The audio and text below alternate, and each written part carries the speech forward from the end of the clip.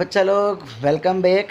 तो भाई आपके फर्स्ट फ्लाइट की सेकंड चैप्टर की जो पोएम है a tiger in the zoo, आज हम उसकी शुरुआत करेंगे।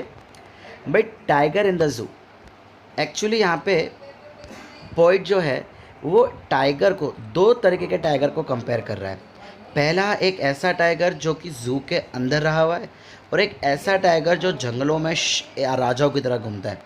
यहाँ पे कंपैरिजन दिखाया जाएगा इन दोनों ही तरीके के टाइगर्स में। देखिए ज़रा, he stalks in the vivid stripes the few steps of his cage on pads of velvet quiet in his quiet range. भाई पहले तो वो क्या बोल रहा है कि जब अगर कोई टाइगर जू के अंदर पिंजरे में बंद है, he stalks in the vivid stripes. Stalks का मतलब यहाँ पे चलना, विविड स्ट्रिप्स, विविड मतलब अलग अलग, स्ट्रिप्स मतलब पट्टियाँ। भाई शेर के शरीर पे जो ब्लैक कलर की पट्टियाँ होती है वो उन ब्लैक पट्टियों के साथ चलता है। The few steps in the cage, cage यानी पिंजरा, पिंजरे में बस कुछ कदम ही चलेगा। On the pads of velvet quiet, ऐसा लगता है कि मानो वो किसी वेलवेट के कपड़े पे एकदम शान की तरह चल रहा है। अब एक्चुअली यहाँ पे उस पर टोंट मारी जा रही है कि भाई वो कभी राजा की तरह रहता ज़रूर है, लेकिन धीमे से चलना उसने सीखा नहीं है। लेकिन पिंजरे के अंदर जगह ना होने के कारण एकदम धीमे धीमे वो चलेगा। ऐसा लगता है कि मानो वो वहाँ पे भी दिखाने की कोशिश कर रहा हो। In his quiet rage, quiet rage मतलब अपने ही राज में वो दिखाने की कोशिश कर रहा हो कि भाई मैं अभी भी यहाँ का राजा हूँ। बट एक्चुअली वो वहाँ पे चल नहीं पा रहा, जब भाग नहीं पा रहा, इसलिए धीमे धीमे चल रहा है। ही should B lurking in the shadow, but actually होना क्या चाहिए था, हो क्या रहा है कि पिंजरे में धीमे धीमे चल रहा है, लेकिन एक्चुअली क्या होना चाहिए था, ही should B lurking in shadows. भाई यहाँ पे शेडो का मतलब है जंगलों में। भाई जंगलों में उसको लर्किंग मतलब भागना चाहिए था।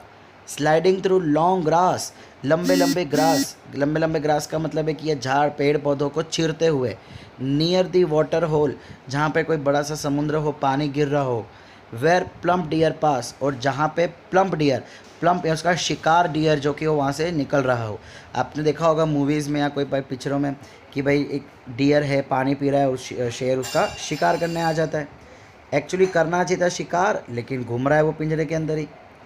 ही should be snarling around houses at the jungle side. Actually होना क्या चाहिए था कि भाई जो जंगल के एज में, जंगल के किनारे जो घर है उसके आजू बाजू उसको स्नार करना चाहिए था, घूमना चाहिए था, मंडराना चाहिए था। Baring his white fangs his claws terrorising the village. Baring his white flanks, भाई जो उसके पंजे हैं, वाइट नाखून हैं, फैंग्स हैं नाखून, क्लोज यानी पंजे, वो दिखा के लोगों को, गांव के लोगों को डराना चाहिए था। लेकिन हो क्या रहा है, he is locked in a concrete cell, लेकिन वो पिंजरे में, भाई दीवालों के बीच में वो बंद है।